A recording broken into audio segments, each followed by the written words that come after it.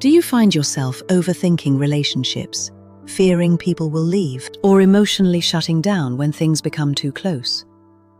These patterns often make people feel confused or ashamed. But in psychology, many of these responses can be understood through something called attachment trauma. These responses are often deep-seated ways we learn to protect ourselves. Attachment theory was originally developed by John Bowlby and later expanded by Mary Ainsworth. The theory suggests that our earliest relationships help shape how we experience connection throughout life. As children, we learn important emotional questions such as, are people safe? Will someone comfort me when I'm distressed? And, do my emotions matter? When caregivers are emotionally available and consistent, children often develop secure attachment, meaning relationships feel relatively safe and stable throughout their adult lives. But when caregiving is unpredictable, emotionally unavailable, critical, neglectful, or frightening, the nervous system adapts differently. This is where attachment trauma can begin. Children naturally depend on connection for survival. So rather than thinking, something is wrong with my environment, the brain often learns, something must be wrong with me. Over time, survival strategies develop.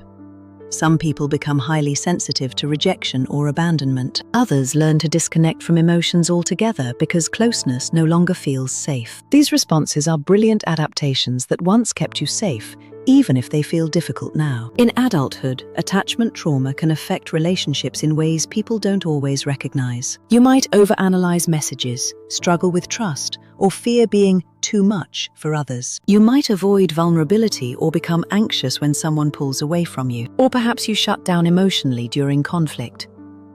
These are not character flaws. They are often nervous system adaptations that once helped you cope emotionally. In psychology, we sometimes describe these as attachment styles.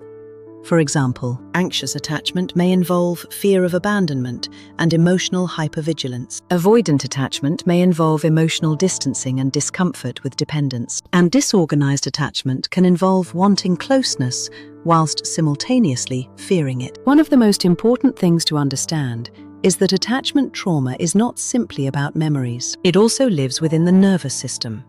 The body learns whether connection feels safe or unsafe. The body remembers if connection was predictable or overwhelming. Healing is not just intellectual. It involves slowly creating experiences of emotional safety, regulation, trust, and healthy connection. Therapy can help people understand their patterns with compassion rather than shame. And over time, the nervous system can begin learning something new. That closeness does not always lead to hurt, that needs are not weaknesses, and that safe connection is truly possible. You have the capacity to heal and find the security you deserve. If this resonated with you, your patterns make sense in the context of your experiences. Healing begins with understanding, not self-blame. At Sanctree Psychology, we are here to help. We provide compassionate, evidence-based support to help people better understand themselves and their relationships. Thank you for watching. Remember, safe connection is a journey worth taking.